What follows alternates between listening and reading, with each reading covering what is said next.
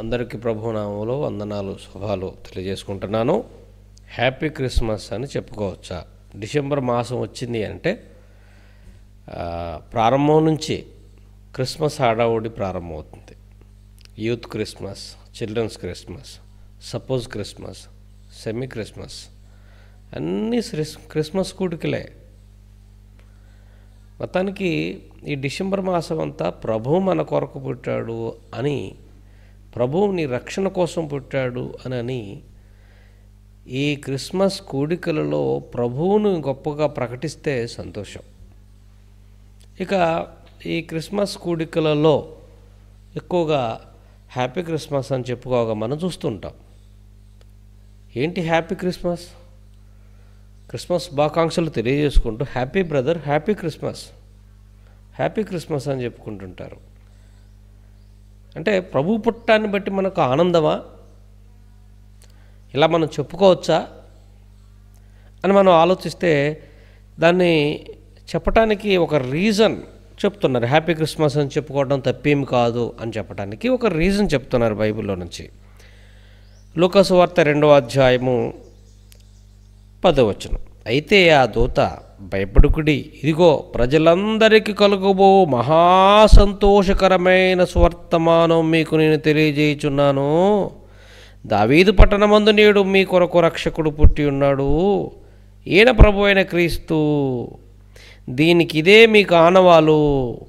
ఒక శిశువు పొత్తిగుడ్డలతో చుట్టబడి ఒక తొట్టులో పరుండ యుండుట మీరు చూచెదరని వారితో చెప్పాను. ప్రజలందరికీ కలుగబో మహాసంతోషకరమైన స్వర్తమానము. 8వ వచనంలో, ఆ దేశంలో కొందరు గొర్రెల కాపరులు రాత్రి వేళ తమ మందను కాచుచుండగా ప్రభుదూత వారి యొద్దకు వచ్చి, చూసారా, పరలోకంలో దోతే గొల్లల దగ్గరకు వచ్చి మహాసంతోషకరమైన సువర్తమానం అని చెప్పింది కనుక ప్రభు పుట్టడం అందరికీ సంతోషకరమైనదే. కాబట్టి హ్యాపీ క్రిస్మస్ చెప్పుకోవడంలో తప్పు లేదు అనేది ఒక పాయింట్ ఆఫ్ వ్యూలో కొందరి వాదన. ఆ రోజు ప్రభు పుట్టిన సమయంలో దేవదూతలు ఏవండి సువర్తమానం తీసుకొని వెళ్ళి గొల్లలకి, వాళ్ళకి వీళ్ళకి తెలియజేసినట్టుగా మనకు అర్థమవుతుంది.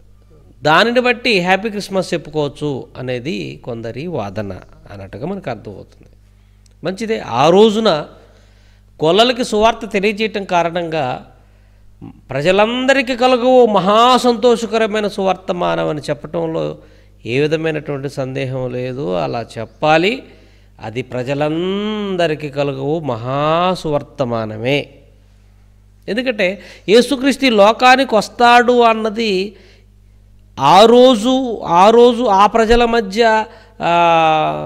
నానిన మాట కాదు. అది ప్రవచనాత్మకమైన జననం ఆయనది. సమూయేలు మొదలుకొని ఎందరు ప్రవక్తలు ప్రవచించిరో అనుంది. యేసుక్రీస్తు జననాన్ని గురించి ఎంతమంది ప్రవక్తలు ప్రవచించారండి? ఒక్కలా, ఇద్దరా? ఎందరో ప్రవక్తలు ప్రవచించారు, నిరీక్షించారు, ఎదురు చూచారు ఆయన మొదటి రాక కోసం. కాబట్టి ఆ సమయం వచ్చినప్పుడు ఆయన రాకను ముందుగానే ప్రవచించినటువంటి ప్రవక్తల గ్రంథాలలో ఉన్నటువంటి మాటలు అన్నీ ఆ సమయంలో నెరవేరతబోతున్నాయి. ఆయన పుట్టాడు, ఆ ప్రవచనాలు నెరవేరుతున్నాయి అని తెలిసినప్పుడు అది మరి ప్రజలందరికీ కలగబో మహాసంతోషకరమైన సువర్తమానమే కదండి. కాబట్టి యేసుక్రీస్తు పుట్టాడని సంతోషించటం తప్పు కాదు, తప్పేమీ కాదు. యేసుక్రీస్తు నా కోసం పుట్టాడు అలా చెప్పుకోవడం తప్పేమీ కాదు. అది ఆనాటికి సువార్త. అది ప్రజలందరికీ కలగబో సంతోషకరమైన సువర్తమానం. ఇక అదొక్కటే మహాసంతోషకరమైన సువర్తమానమా? ఇక సువర్తమానం లేదా, సువార్త లేదా బైబిల్లో అంటే ఉంది. యేసు వచ్చాడు, జీవించాడు, ప్రాణం తిరిగి లేచాడు, పరలోకానికి వెళ్ళిపోయాడు. ఇదిగో మీరు సర్వలోకానికి వెళ్ళి సర్వసృష్టికి సువార్తను ప్రకటించండి అన్నాడు. సర్వలోకానికి వెళ్ళడం, సర్వసృష్టికి సువార్త ప్రకటించడం కూడా ఒక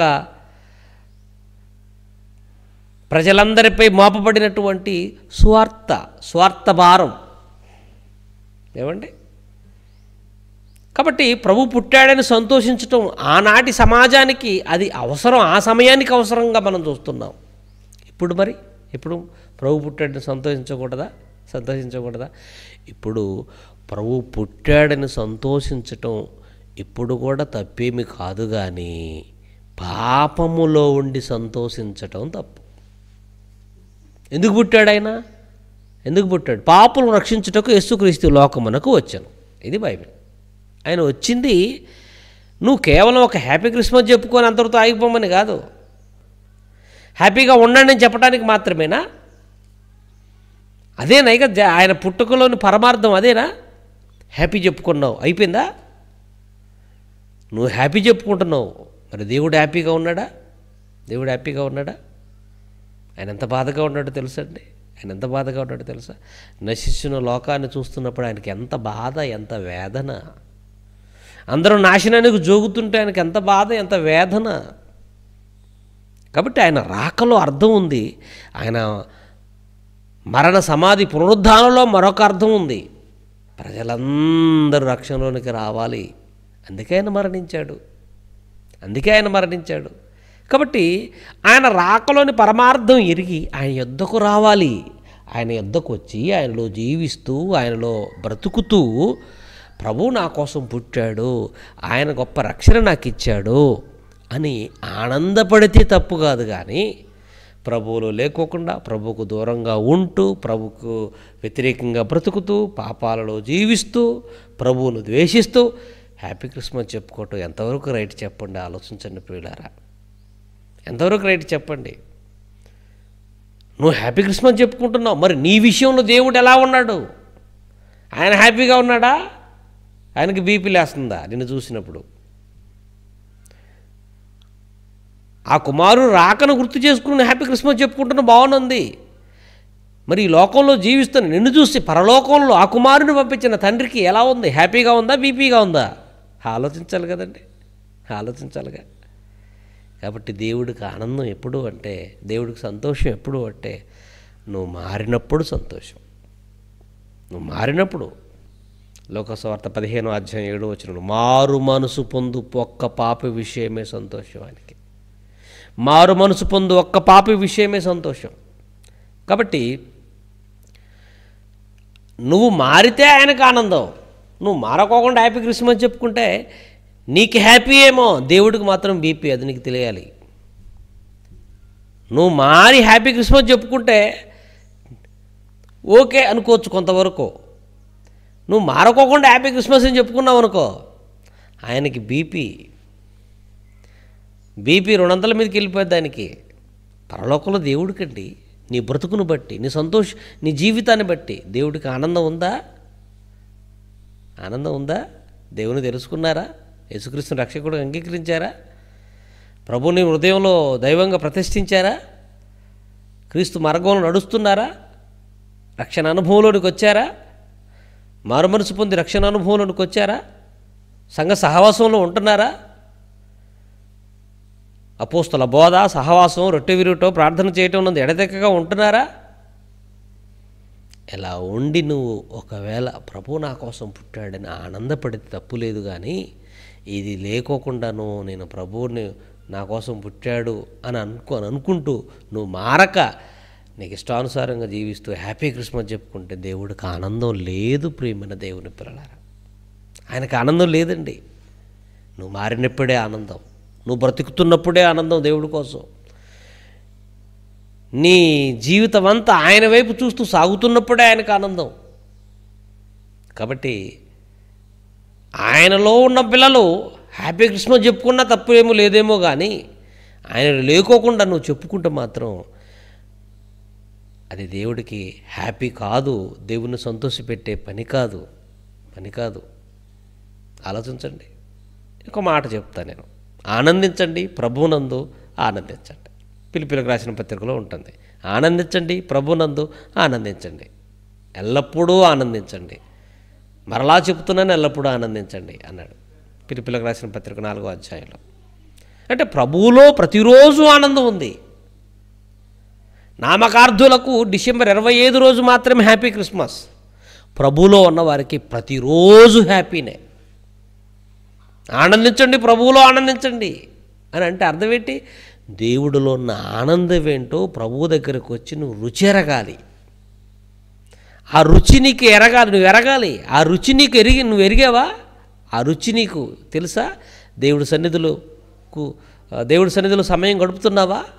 దేవుడి సన్నిధిలో సమయం గడిపితే ఆ రుచి ఏంటో నీకు తెలుస్తుంది. పాటల్లో దైవికమైన ఆనందాన్ని నువ్వు అనుభవిస్తున్నావా? వాక్యములో ఆనందాన్ని నువ్వు అనుభవిస్తున్నావా? సహవాసంలో ఆనందాన్ని నువ్వు అనుభవిస్తున్నావా? దైవ కార్యక్రమాల్లో ఆనందాన్ని అనుభవిస్తున్నావా? ఇవన్నీ నువ్వు అనుభవించుకోకుండా హ్యాపీ క్రిస్మస్ అని చెప్పుకుంటే అది దేవుడికి నచ్చనిది ప్రియులారా. దైవికంగా నువ్వు ముందుకు సాగుతున్నప్పుడు నువ్వు చెప్పుకుంటే అది ఒక అర్థం ఉంటుంది. కాబట్టి దేవుళ్ళో ఉన్నవాడికి ప్రతిరోజు ఆనందమే ఆనందమే ఆనందమే. ప్రభువులో ఉన్నవాడికి ప్రతిరోజు ఆనందమే. ప్రభువులో లేనివాడికి డిసెంబర్ 25న ఆనందం. క్రీస్తులో ఉన్నవాడికి ప్రతిరోజు పండగే. క్రీస్తులో లేనివాడికి డిసెంబర్ 25 పండగ. కాబట్టి ఆనందించండి, ప్రభువునందు ఆనందించండి, మరలా చెబుతూనూ ఆనందించండి. ఫిలిప్పీలకు రాసిన పత్రికలో ఉంది. అది నీకు కావాలి. అర్థం చేసుకుంటారని కోరుతూ ప్రభువులో ఆనందించేవారిగా, ప్రతిరోజు ఆనందించేవారిగా ఉండాలి తప్ప కేవలం ఒక సీజన్లోనే ఆనందించేవాడిగా ఉంటున్నావు అంటే నువ్వు సీజన్ భక్తుడివి. ఈ డిసెంబర్ మాసంలో భక్తుడివి నువ్వు. 365 భక్తుడివి కాదు. 365 రోజులు ప్రభువులో ఆనందిస్తే అది నిజమైన భక్తులకు ఉండే లక్షణం దేవుళ్ళో. అర్థం చేసుకుంటారని కోరుతూ థ్యాంక్ యూ అని అంటారు.